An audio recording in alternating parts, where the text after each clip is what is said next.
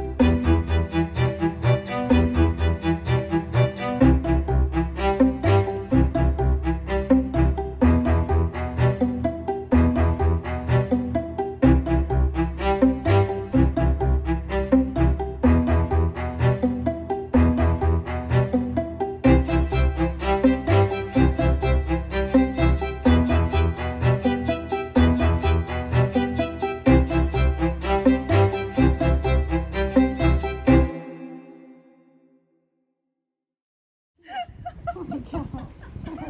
Okay, here we go. Okay, here we go. Okay. Okay. Wow. So Yeah. the cat we saw at the end there is named Pavarotti. He's our neighborhood community cat. So he's a cat that, with the help of a rescue organization, we caught him. We took him to the vet. He was neutered. They also tipped his ears so that in the future nobody will try to catch him again. It marks him as a cat that somebody's already taken care of. And then we brought him back to where he's used to being and released him. So the great thing about TNR is that, as I said, it keeps the community of cats stable. It lets neighbors know that somebody's watching out for the cats. It keeps the cats from fighting. It keeps the cats from spraying. Has anybody ever experienced that with a stinky boy cat spraying? Yeah, So at that, my dad's house, they, oh yeah. they spray on my dad's doors. Yeah, so neutering the cats really cuts down on that kind of behavior too. To trap a cat, you need something called a humane trap. There's another thing called a drop trap that sometimes they use to catch a whole group of kittens together. It's a bigger trap. And the nice thing about that is that it can keep the mom and the babies together. It's better for everybody if the family can all stay together. But when those babies are pretty young, you want to start socializing them and getting them used to being handled by people so they can be adopted into homes. And then the mom will be fixed and released back into her community.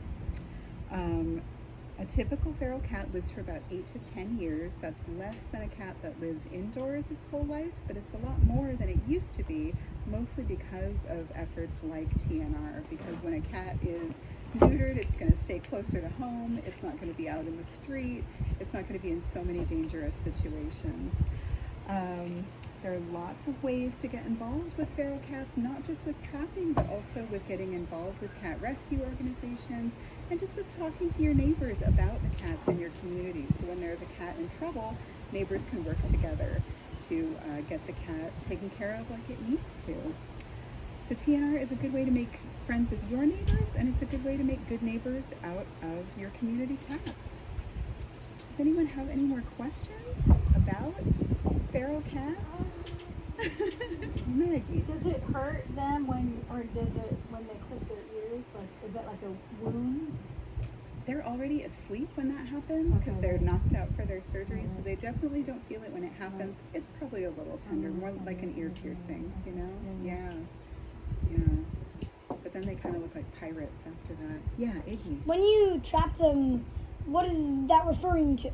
Oh, that refers to using, did you see in the video where there was the group of cats coming around? So there's a long metal box, like a cage, and there's food hidden at the end of the cage with a little trigger.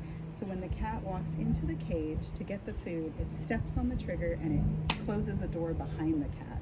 So the cat doesn't get hurt by the trap, it just traps them in a little cage. And the cage then can be covered up so it doesn't scare the cat, picked up, and then taken to the vet. Yeah. So do you call, like, TNR has a number and they come and track the cat? There's a few different organizations in Los Angeles that do it. Santa de Oro is one, Fix Nation, and then people can just do it on their own with a lot of private rescue organizations.